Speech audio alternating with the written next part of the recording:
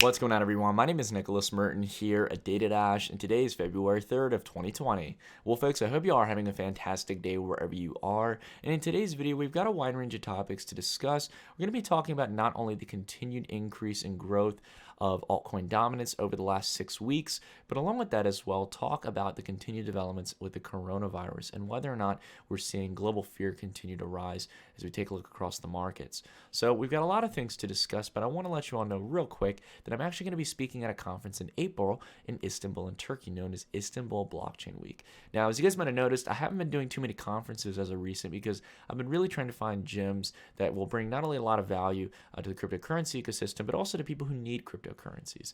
And Turkey is a perfect use case. Now, there's not only a lot of great speakers here, Roger Ver, Dahong Fei, Alex Majensky, and even other YouTubers like Ivan as well who are going to be speaking there. But along with that, I'll be speaking there, and I'm really excited about it because I believe there are little to no other regions in the world that are a better testbed for cryptocurrencies than Turkey. With the currency crisis and also a youthful audience of people who are using cryptocurrencies at a higher adoption rate than any other region in the world. So I think it's a very fascinating piece of information to keep in mind. And if you guys are interested, there'll be a discount code down below in the description to get 20% off your tickets. And if you book your travels through Travel Bybit, you'll actually be able to save up to $30. So I'll go ahead and leave information on that in the description as well. All right, so let's go ahead and dive into analyzing cryptocurrency markets. As we can see here, most of the major players here are really in a no-trend scenario between 1% to 2% to the downside from Bitcoin, Ethereum to XRP. But we can see here that there are a few outliers outside the general no-trend scenario across the board on the market. We can see here a few altcoins really gaining steam. Icon up 20%, Seal up 12.6%, Tezos, a big player here, a over $1 billion player here, up 12%, and then a few other players like IOTA, Matic, Engine, and even one of our plays, Ravencoin. So I think this is going to really play as a good precursor here to our discussion, right? As we've not only seen Bitcoin picking up pace here with higher lows and higher highs here, we've obviously seen that there's been confidence in Bitcoin here.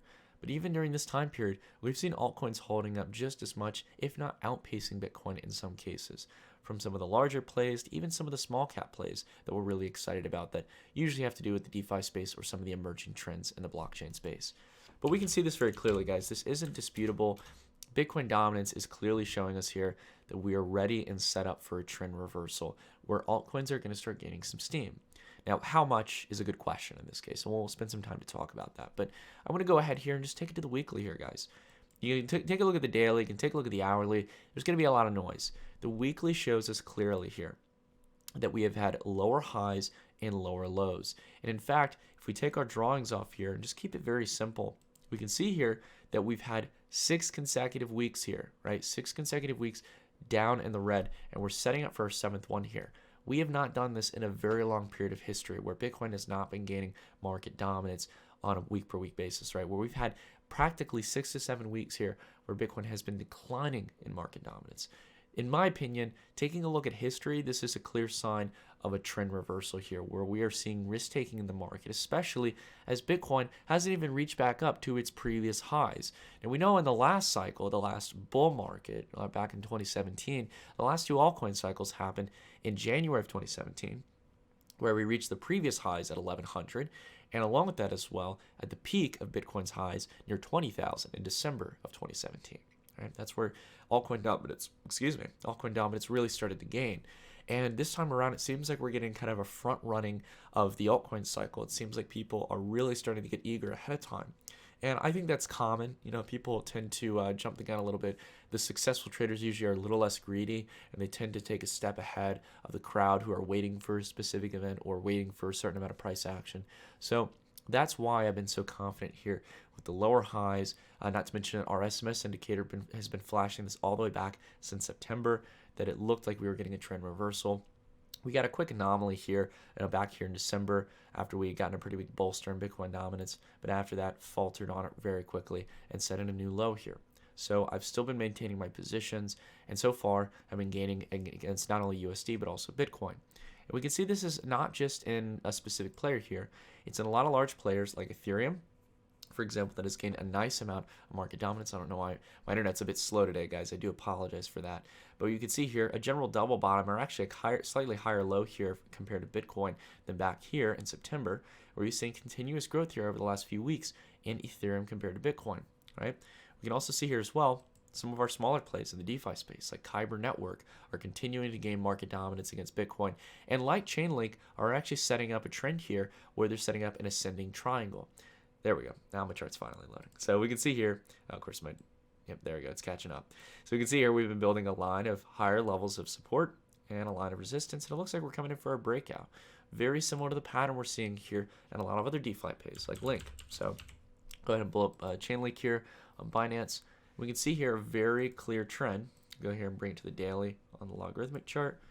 We can see here we held critical support, setting higher lows here, setting up for a breakout. Now, when do I really think we're going to see this momentum kick in? Are we going to see it here in this month of February? Maybe not. We'll probably see some gains here in February for altcoins. I do believe that.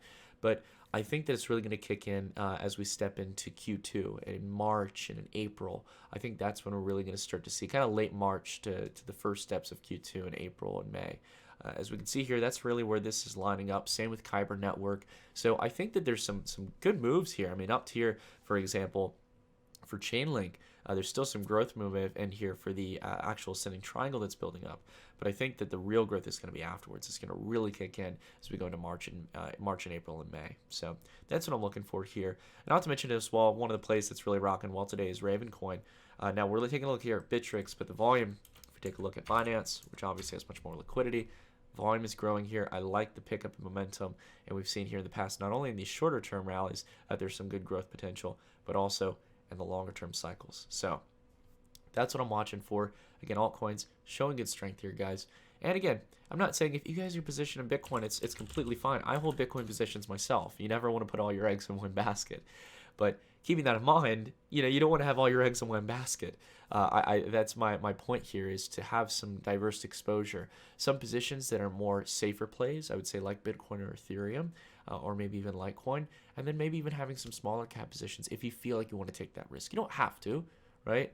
But again, I think it's both on a fundamental factor with the amazing developments that are going on Ethereum, with the DeFi space, as well as some of the other smaller projects that are providing decentralized exchange services, Oracle services. This is going to be so imperative to understand as we go into the next few years in the crypto and blockchain space, because there are a variety of use cases for crypto and blockchain. So it's important to keep that in mind. All right, so let's go ahead here and talk about global markets and the continued scare around the coronavirus. Now, no matter what our opinion is, guys, at the end of the day, we can obviously see that markets are reacting pretty harshly to this. If we take a look specifically at the Chinese indices here, we can see that there's a near 7%, and in many cases, 8% decline across the board, across the four major indices for China. From the Dow Jones Shanghai to the Shanghai to the China A50 to the SZSE component. Oh my God, I can't even get that. I usually look at the Shanghai Composite. It's usually one of my favorites. But no matter what industry you're looking at, Chinese equities are down pretty dramatically. And this is after, bear in mind, the Chinese government announcing that it was going to inject over 100, I think 30 or 40 billion dollars of liquidity directly into equity markets today. So that bear in mind, they've done that today. And along with that, they are now making it illegal to short sell. So you basically can't bet against Chinese equities anymore. And it's still down 7%. So this is very interesting to take into mind here. And if we take a look at how, for example, global markets are reacting. Global markets right now are doing pretty well here. Even the S&P 500, the Dow Jones, up a percentage point here. So very interesting to see this kind of divergence in the way that equities are moving. Now, talking about the fundamental story here that's got everyone riled up, the coronavirus, right? Question here is whether or not, are we feeling this is more of a concerning element in the world of geopolitics and issues across the globe, or is this, again, more fluff and more noise? Well, I will say that as we take a look at the total deaths and total recovered up here on the right, this is where I'm feeling a lot more relief. I tweeted about this the other day. If you guys haven't already, definitely go follow me over at Twitter, Nicholas_Merton. But basically speaking, I tweeted about this the other day, and the numbers actually gotten better and better, which is, honestly, guys, I don't want this to be a doomsday scenario.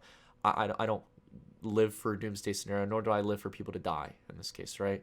I'm happy to see that the total number of people recovering is increasing in this comparative ratio to the total deaths. this is making me feel very, very confident. It makes it seem, from my analysis, that a lot of the deaths here were people who already had a lot of pre-existing issues. Now, I know what many of you are saying, because I can hear you guys through the screen here, because I heard it on Twitter and I heard it in the comments. The numbers being fudged. Yes, I do agree that China fudges the numbers in many cases, and I do believe that probably the death count is higher than this. With the immediate reaction that the Chinese government had with building the hospital facility, which it's built, which I gotta say I'm very impressed by. They did it in like 8 days. They built an entire freaking hospital. So that's something to marvel at. But even though we understand that they fudge the numbers, good or bad, and we just realize that they're making it so you can't short Chinese stocks. China is known to manipulate things, but as we start to get the numbers globally outside of China, this is where we'll get real world data here. If the cases outside of China start to showcase a higher death toll, right? I guess in the comparative ratio here, that's where I'm going to get concerned. And I think we're going to sadly see over the next few weeks this continue to spread, even with the conditions and the measures that the health organizations and federal governments have taken across the world. It's going to continue to spread. And that's not a good thing to hear, even if it just makes people sick, right? I mean, that's not a good thing to hear in the least. Now, if we take a look at the growth total here, of course, we can't take this day here because the numbers are still coming here on the 3rd. We can see here that we're still adding a few thousand cases every day. And since back here, we've nearly doubled here over the last, I think it would be the last 4 days here from the 30th, because 31st, oh, sorry, I guess the last 3 days since then. We're pretty much on pace to nearly double the amount of cases. And this makes sense. Some people are traveling back for the holidays in China, right? Not to mention, this virus is spreading pretty rapidly. If we take a look at there's actually really, I usually don't read them, but the New York Times actually made a really good kind of data compilation on the coronavirus and actually showcased the growth, the parabolic rise compared to SARS. I think it does a very good picture of showcasing that it's pretty viral, launching in China, out of all places, during a holiday season where everyone's traveling. But not to mention as well that the fatality rate is much lower than SARS and other viruses. So again, I think it's important to just keep in mind here. But a lot of interesting data. In summary here, do I think the markets are overreacting a bit? Yeah, I think they are. I think that it can be justified in the sense of the growth here compared to SARS. But if the death toll isn't going to be anywhere near what we've seen with previous viruses before, then I wouldn't be too concerned. The thing that's just got me concerned is the countless videos that we've seen where people have literally just fallen over and like passed out. Some of them have literally fallen over like flies and died, and that's a very scary thing to me. But again, that could be the people who already had their immune system compromised in some way, or again, there could be excuses or reasons for this, right? But that's the stuff that kind of gets me on the side of people who are a little skeptical about China's numbers and China's reporting. So again, just an important thing to bear in mind. But as we start to see the numbers here spread globally, that's where we're going to get a much more clear picture as to whether or not this is something we need to be concerned about, right? If we, A, cannot contain it, and B, if the death toll starts rising higher than the ratio we're seeing here. All right? So just an important thing to take a look at. But again, looking at markets here, taking a look at the weekly. The shaky price action here, man. It's a shaky price action. And I'm very curious to see if this will finally be the point where we get a pullback in equities. Not even calling for a recession. Just generally a pullback in equities across the board. Or if we're going to start turning up here and get Dow 30,000, NASDAQ 10,000.